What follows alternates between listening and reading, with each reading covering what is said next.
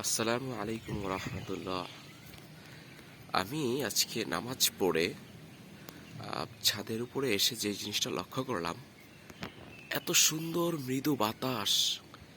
হ্যাঁ, এই যে নারকেল গাছের পাতাগুলো কি সুন্দর করে নড়ছে, একই সাথে চারো পাঁচটা গাছপালাগুলো খুব সুন্দর করে নড়ছে।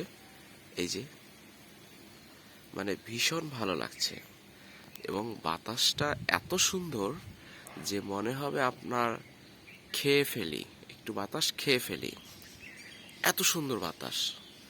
তো আমাদের ইসলাম ধর্মে তো বলাই আছে যে ভোরবেলা ঘুম থেকে ওঠার জন্য, একই সাথে মডার্ন যে ডাক্তাররা আধুনিক সময়ে তারাও কিন্তু বলেন, বিভিন্ন যারা ডায়াবেটিকের পেশেন্ট আছেন বা বিভিন্ন রোগে ভুগছেন, তাদেরকে কিন্তু ডাক্তাররা প্রেসক্রাইব করেন যে আপনারা ভোরবেলা ঘুম থেকে উঠে এক্সারসাইজ করবেন।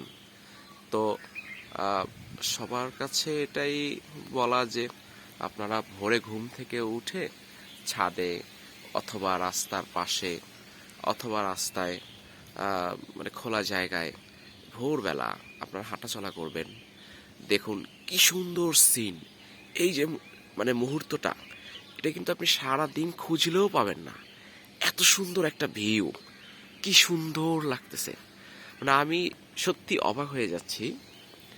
আমি সারাদিন অনেক সিন দেখি, কিন্তু ঠিক এই মুহূর্তে এত সুন্দর সিনটা আমার পক্ষে দেখা সম্ভব হয় না। মানে খুবই ভালো লাগছে। কি সুন্দর করে গাছপালাগুলো দুলছে, মৃদু বাতাস।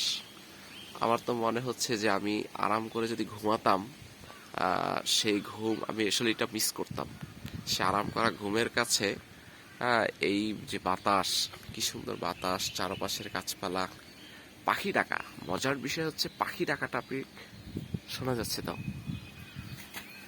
চারপাশে কি সুন্দর যে পাখি ডাকে, ভীষণ ভালো লাগে। হ্যাঁ, ওই যে পাখি উঠছে,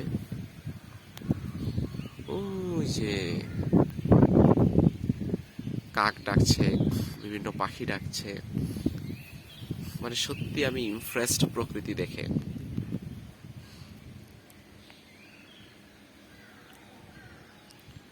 মানে ভোরের যে একটা সুন্দর ছবি হয় না, এই এই দিকটা দেখলে ভীষণ ভালো লাগে। কি সুন্দর, তাই না? পাখির ডাক, ওয়াও, চমৎকার, খুবই ভালো লাগছে। মনে চাচ্ছে না যে আমি মানে নিচে চলে যাই আর আমার রুমে যাই, ভীষণ ভালো লাগছে। তো যা হোক, সবাইকে ভোরের নামাজ আদায় করে সকলকে এমন সুন্দর সকাল দেখার আমন্ত্রণ রইল, যার যার বাসা থেকে, যার যার অবস্থান থেকে। ঠিক আছে, ধন্যবাদ সকলকে।